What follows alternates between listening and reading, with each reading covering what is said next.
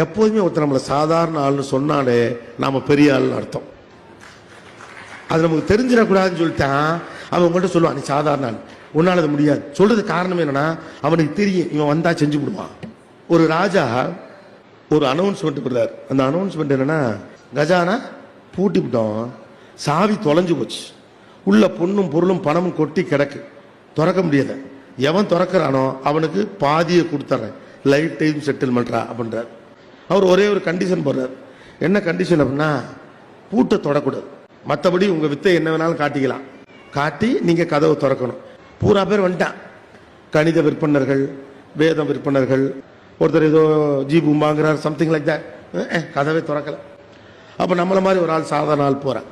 அது எப்படி நாங்களே இவ்வளவு பெரிய ஆள் இருக்கிறப்ப நீ சாதாரண ஆளு, திரும்ப எல்லாம் கத்துறாங்க. அவன் கத்த கத்த கத்த கதவுகிட்ட போயிட்டான். போயிட்டு உத்து பார்த்துட்டு திரும்பி, பூட்டவே இல்லடா லூசு போயிடலாம் அப்படின்றான். கதவு பூட்டவே இல்லை.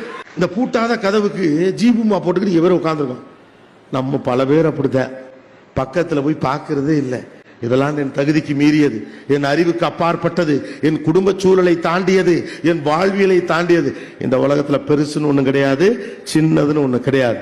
நீங்க பெருசு நினைக்கிறது பெருசு, சின்னது நினைக்கிறது சின்னது.